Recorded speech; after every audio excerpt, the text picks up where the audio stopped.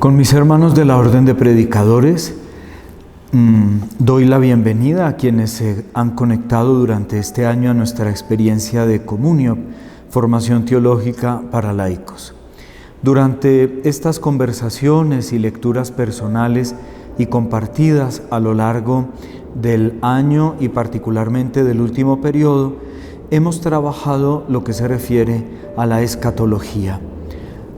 La relación del hombre con su vocación última, con su origen, su capacidad de trascender, de superar el tiempo, el espacio, de interpretar la materia de una manera positiva.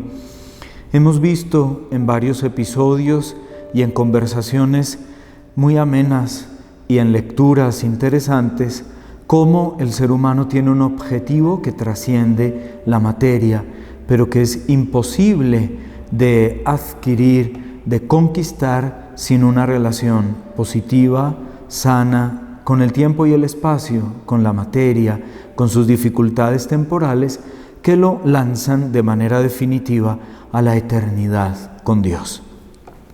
Vamos a abordar en la tarde de hoy un argumento, la muerte. Y empiezo diciendo que para el cristiano no hay que esperar a que llegue la muerte para morir. Tenemos que aprender a morir ya gozando de la vida mientras vamos de peregrinación por este mundo. Casi siempre la muerte nos parece un paso, un filtro. Nos parece que la muerte es un mal necesario, pero no. La muerte implica un proceso de vida. Para poder entender la muerte en la vida cristiana, es bueno vivir y bien, con calidad. Y quien tiene una calidad de experiencia vital en el tiempo y en el espacio, comprende desde Jesús, nuestro Señor, que no debemos esperar a que llegue la muerte para morir. Iré desarrollando esta idea y vamos siguiendo nuestro texto base que hemos trabajado en este curso respecto de la escatología. Se ha entendido la muerte como el final de la prueba de este mundo o como una prueba definitiva en sí misma. Y hemos reducido la muerte como una experiencia de filtro, como un paso que debemos dar pronto y le tenemos a veces miedo. Lo más cierto que tiene el ser humano en su vida es la muerte.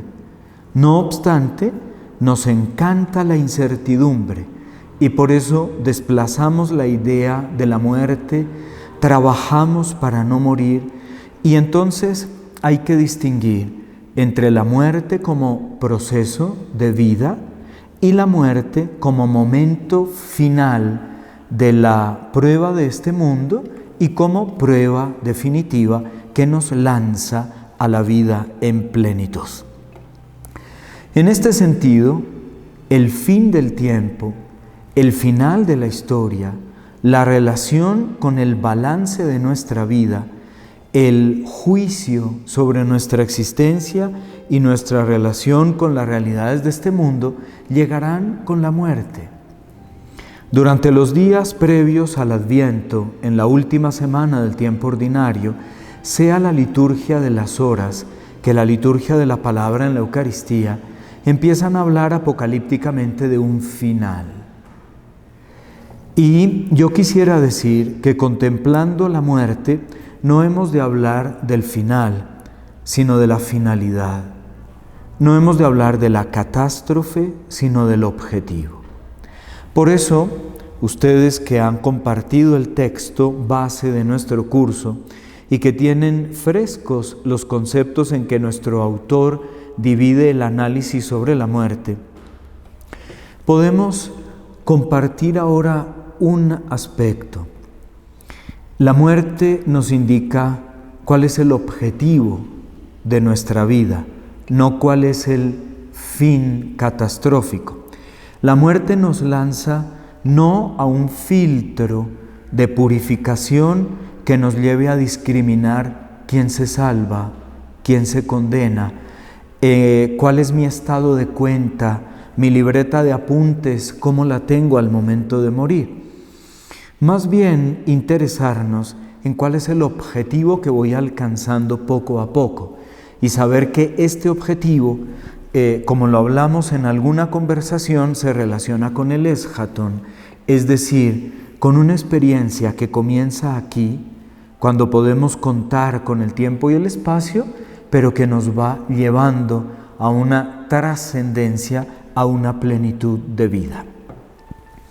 Por tanto, cuando el ser humano deja de funcionar, cuando se da esta disfunción biológica del organismo, se nos da una oportunidad para que quienes continuamos en la misma función biológica consideremos qué sentido tiene para nosotros el camino por este mundo, por el tiempo, por el espacio y el camino compartido con otros seres humanos.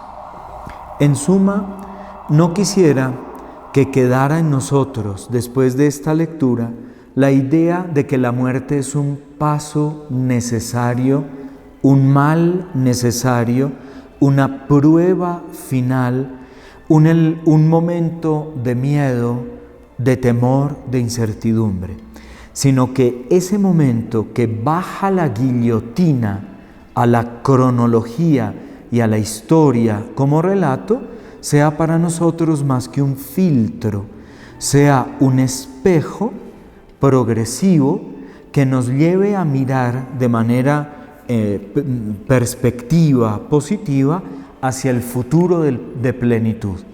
Pero atención, un futuro de plenitud que ya empezamos a trabajar, a gustar, a experimentar desde este momento.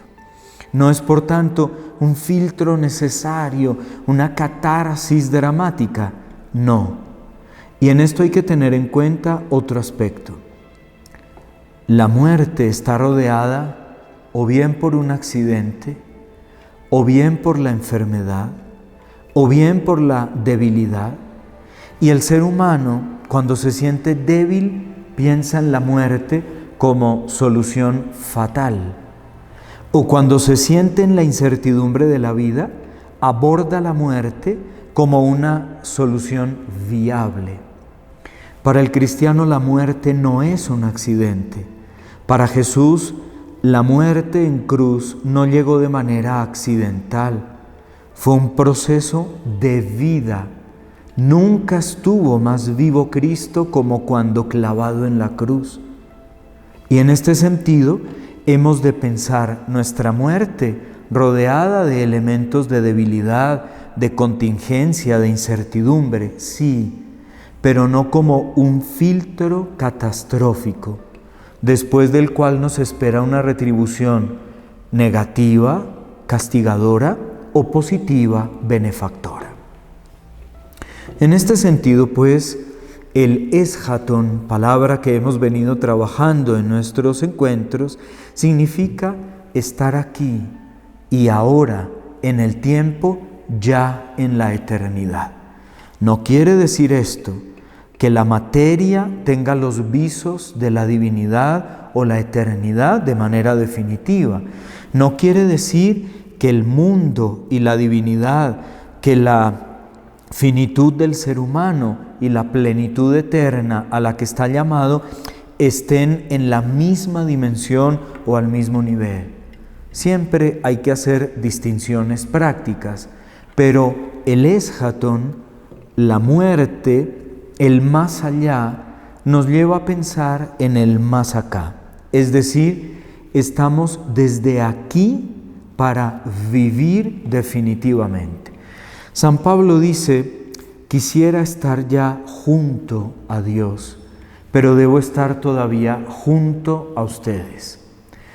Aquí se juega esta dialéctica de el eschaton, lo que podemos pregustar y lo que podemos ya experimentar de eterno en la finitud de la materia.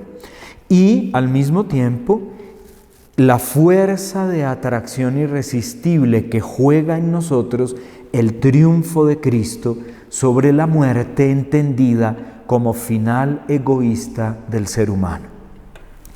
Cuando el ser humano vive para sí, vive clavado en sí mismo y se niega a la relación comunicativa con el otro, la muerte será una guillotina que elimina para siempre su existencia.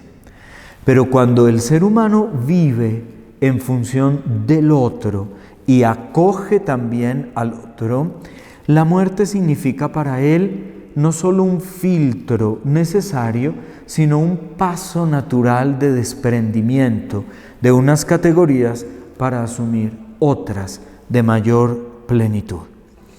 En este sentido, cuando vayamos a morir o a enfrentar el momento definitivo de nuestra trascendencia, de nuestro paso de una dimensión espaciotemporal a la dimensión de plenitud de vida en la eternidad, pensemos en que ahí seremos juzgados. Ahí llega el final de un tiempo cronológico. Ahí empezamos a evaluar la manera como hemos trabajado nuestro objetivo vital. No, el mundo termina cuando abro los ojos en una dimensión para la cual estaba preparado desde hacía ya muchos años. Los padres de la Iglesia, interpretando la Escritura, el Antiguo, el Nuevo Testamento, entendieron la muerte como una experiencia de vida.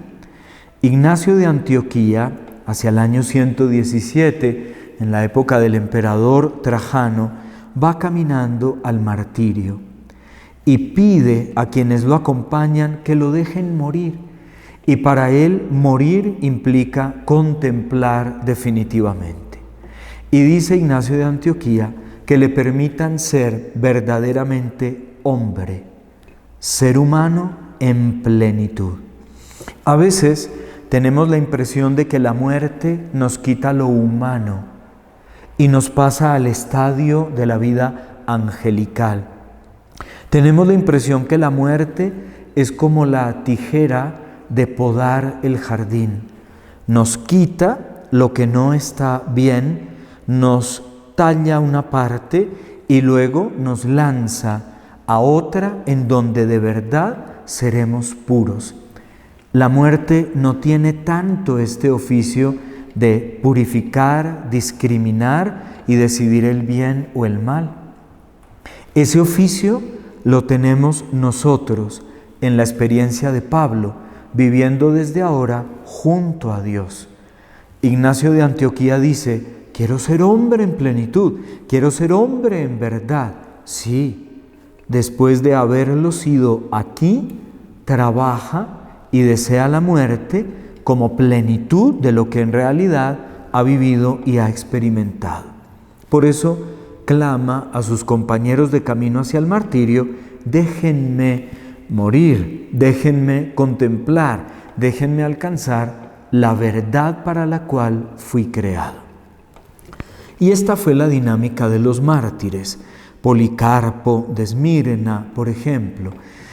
Ellos entendían su martirio no como un espectáculo de la muerte, un espectáculo fúnebre, un espectáculo, una apoteosis de triunfo pascual. La muerte la entendían como un punto de la vida, como el último testimonio cronológico. He dado testimonio de todo, dirá Policarpo en sus cartas, y con la muerte llevará a plenitud ese testimonio. Como el muerto siempre es el otro, los que quedamos aquí estamos invitados a meditar no sobre el tránsito de otra persona, sino el tránsito que vamos haciendo aquí y ahora para hacer el camino hacia el objetivo que nos ha planteado Dios desde el comienzo.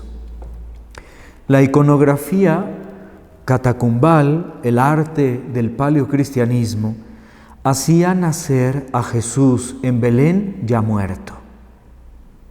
En los sarcófagos de las catacumbas en el mundo cristiano antiguo, el niño Jesús no nacía envuelto en pañales, nacía amortajado. El niño Jesús no nacía en una cuna con pajitas y el buey y la mula. Nacía con los ojos abiertos de la muerte y nacía en un sarcófago y tenía el rostro de quien ya contemplaba definitivamente la eternidad. Así también nosotros debemos considerar que ya desde ahora llevamos la mortaja pascual de Cristo. Nosotros ya estamos revestidos de los sudarios por el suelo, como lo encuentra Juan y Pedro en el sepulcro vacío y las mujeres en la mañana de la resurrección. Tal vez no nos ayude pensar en la muerte como parte de la cronología. Pensemos en la muerte como parte de la existencia del cristiano, como proceso espiritual, no porque desconozcamos el drama de la muerte, antropológico, filosófico, en las distintas culturas, que ya lo han leído ustedes en el libro de base, sino porque para nosotros los cristianos, pensar en la muerte nos ayuda a superar las manecillas del reloj, nos ayuda a superar la visión materialista del tiempo y nos hace libres para decir sin miedo, sin dramatismo y sin victimizarnos que ya llevamos felizmente la mortaja pascual de Jesús. Los padres de la Iglesia, juntamente con los mártires, entienden por tanto su vida como un acto relacionado con la muerte y explican la muerte como proceso vital, no como final catastrófico de nada. Con los padres de la Iglesia, sin embargo, filosóficamente, no tenemos claridad absoluta acerca de la filosofía, del término propiamente de la muerte o del sentido de la muerte, por una razón, porque los padres viven en un ambiente helénico, filosófico, en una mezcla de culturas de pensamiento. Entonces relacionan la muerte con lo que sucederá después, la condenación o la salvación, lo que se llama la retribución. Y para algunos padres hay una especie de tiempo de espera antes de la plenitud compartida con Jesús en la eternidad. Un tiempo antes de la consumación final. Entonces se puede hablar de la muerte, después de la muerte, la estancia, si podemos valernos de esta expresión que de todas maneras compromete la cronología, la muerte, luego la estancia delante de una espera de purificación antes de la consumación de la completa intimidad y plenitud con el Señor. Otros padres hablan de una íntima relación con el Señor inmediatamente después de morir, usando este adverbio, el después, valiéndonos de las coordenadas de las categorías cronológicas, pero entendemos que ya hemos trascendido, que estamos fuera del tiempo y del espacio. Por tanto, no hay una claridad absoluta en cuanto a la construcción filosófica, teológica, pero hay una claridad espiritual, hay técnicamente un horizonte de pensamiento cuando se lee a los padres, a los mártires, que entienden el eschaton como una vida. Recordemos esta frase con la que empezábamos: no hay que esperar a que llegue la muerte para morir. Por tanto, cada día es una experiencia de mortaja pascual, no en un sentido negativo, sino en un sentido de plenitud. Cada día es el niño Jesús amortajado que ha nacido, por decir de alguna manera, muerto, y que esa mortaja lo ha llevado a la plenitud de la resurrección. Por tanto, podemos hablar de un tiempo en la consideración de la muerte en la época de los padres, de un tiempo en la elaboración de la categoría muerte en la Sagrada Escritura, el Antiguo Testamento, el Nuevo Testamento, y luego una elaboración posterior, según la cual la muerte nos lleva a preguntarnos por varios aspectos fundamentales. Primero, solo el que entiende la muerte como proceso que pertenece a la vida toma con responsabilidad un método para existir. No puede ser que el cristiano piense que goza de este mundo hasta cuando la guillotina de la muerte se lo lleve. Habrá vivido sin sentido de plenitud. No quiere decir esto, atención, como en los cementerios del siglo XIX, que tenían un esqueleto sentado en la puerta de entrada con una hoz diciendo: aquí termina la gloria o la vanidad de este mundo.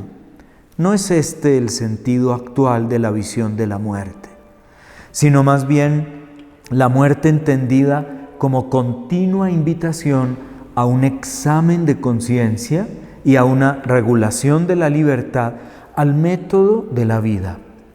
Por tanto, no es pensar en la muerte para experimentar miedo y por el miedo perfeccionar la vida.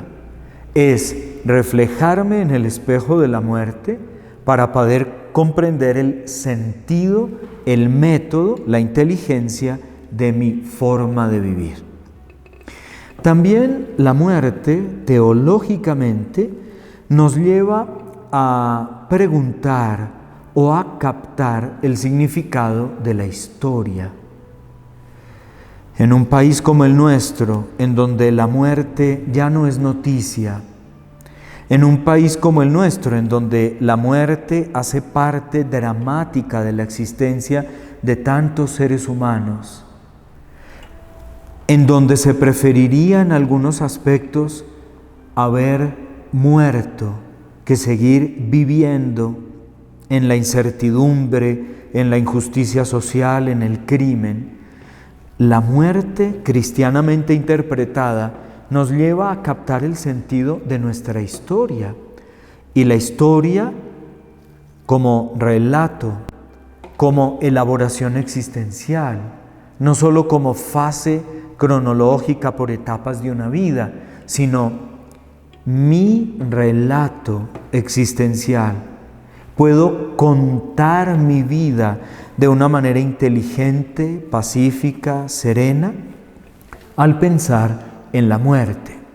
En este sentido, no tendríamos que sopesar nuestros tiempos en relojes ajenos. No tendríamos que valernos del relato de otro para construir de alguna manera plagiando nuestro propio relato. La muerte nos sacude, nos lleva a preguntarnos qué significado tiene tu historia, qué historia estás haciendo, qué relato personal tienes. Cuando se piensa en la muerte, y no solo en el contexto de la enfermedad, la debilidad, la violencia, un accidente, hemos de interpretar también la ética, la convivencia con los otros, la justicia, ocupar nuestro lugar en este mundo y permitir que otro ocupe su lugar y me transmita una experiencia de vida. Y otra categoría, la libertad. Veíamos en alguno de nuestros encuentros que al inicio de la teología de la Reforma protestante se hablaba del hombre nacido condenado a la libertad. Hay que entender la relación entre muerte y libertad. La muerte no es un castigo, la muerte no es un premio, La muerte no es un filtro banal, la muerte no es una solución viable, sino que entra a formar parte de la libertad. El hombre libre que administra sus decisiones, sus pasiones, que con inteligencia crea un método de vida, que hace historia y que afronta como resultado de la libertad la muerte. El hombre debe aprender también a decidir morir, decidirse al momento de la muerte, aferrarse al mundo, al tiempo, al espacio, es una tendencia natural. No quisiéramos desprendernos, no quisiéramos trascender. El cristiano experimenta el miedo, la soledad, tanto en el momento de nacer como en el momento de morir. El ser humano experimenta la mayor soledad, el mayor vértigo, el desafío implacable de la existencia, tanto cuando entra en el mundo saliendo del vientre materno, en el cual se ha formado ya como ser humano desde el comienzo de la fecundación, y luego cuando debe entregar todo el equipaje y, como dice Job, desnudo, abandonar el mundo, ir desnudo delante de Dios. En este sentido, la libertad tiene que ver con la muerte. No aferrarse patológicamente a la pedagogía de este mundo. Procurar una libertad al punto que podamos decidirnos a morir. La muerte de otro nos hace pensar siempre en la esperanza, una esperanza fundamentada en la justicia con la cual vivimos. Vivimos con justicia no solo a nivel social o socioeconómico o político, sino hemos vivido en plenitud. Cuando acompaño a un ser querido, cuando veo el cuerpo ya sin vida de un amigo, de un hermano, de un conocido, yo estoy viviendo en justicia, estoy haciéndome justicia con mi forma de vivir. En este sentido, pues, la muerte se abre a distintas dimensiones. Una de estas dimensiones es el suicidio, el desear no estar más, el que se oscurezca el panorama. De una parte no me quiero aferrar al tiempo, al espacio, a la maravillosa pedagogía de este mundo que me ha llevado a madurar para continuar.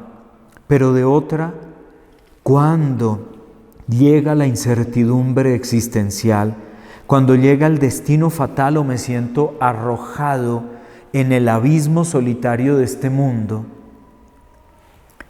pensemos en esta dimensión de la muerte y no nos preguntemos, ¿es pecado? ¿No es pecado? ¿Hasta dónde es pecado? ¿Va al cielo? ¿Va al infierno? ¿Va al purgatorio? No. Si hemos hablado del eschaton como un estar ya con Cristo, si hemos hablado de estar desde ahora en lo que será definitivo, preguntémonos más allá del reglamento ético del cristianismo, del pecado o no pecado, del purgatorio, el infierno o el cielo, ¿qué hay en el corazón de un ser humano que se da muerte?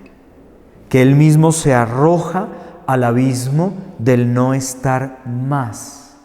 ¿Qué hay? También hemos de pensar en otra dimensión, la eutanasia. Es una dinámica que toca al aspecto cristiano de la muerte. El cansancio de esta vida, una larga peregrinación por este mundo, la finitud, la debilidad, la contingencia, que lleva a hermanos nuestros, a seres humanos como nosotros, a decidir dejar este mundo, cerrar el libro. En este sentido, no es el tema de nuestra sesión, pero se puede plantear la cuestión ética y moral sobre la eutanasia, la distanasia y la ortotanasia. También nos lleva a pensar el tema de la muerte y su dimensión con la justicia y una vida justa al fenómeno de la violencia, al fenómeno del homicidio, a la muerte encontrada por la bestialidad con la que nos hemos acostumbrado a vivir los seres humanos. El homicidio como fruto de la bestia interior, que no permite la convivencia con otra existencia que se quiere comunicar. Y dejando a un lado la judicialización de las causas o los efectos, preguntémonos por la experiencia de vida en justicia que puede tener un homicida o un suicida. Y luego, la muerte se debe pensar no como una categoría ideológica, sino como una realidad que toca a nuestra puerta continuamente. La muerte del que no ha nacido mediante el aborto. Su destino. No nos preguntemos, ¿hay que bautizar a un niño que ha sido abortado para que la madre quede en paz? No nos interesemos si el niño va al limbo, al cielo, ¿qué pasará con la madre? Preguntémonos, ¿qué experiencia de vida ha tenido una mujer que en un momento de su existencia cierra el libro vital de otro ser humano que no le pertenece y que por naturaleza está llamado a cultivar, a proteger, a potenciar? En este sentido, pues, la muerte teológica, filosóficamente, en el mundo de la Biblia, de nuestra espiritualidad, nos debe llevar a vivir mejor y a purificar nuestros objetivos. No a que sea una guillotina que acabó para siempre con la ilusión. Cuando muere un joven o un niño, cuando muere una persona en la plenitud de sus talentos, de su vigor, de todas sus capacidades, hay un impacto superior o distinto respecto de la muerte de un anciano o de un enfermo terminal.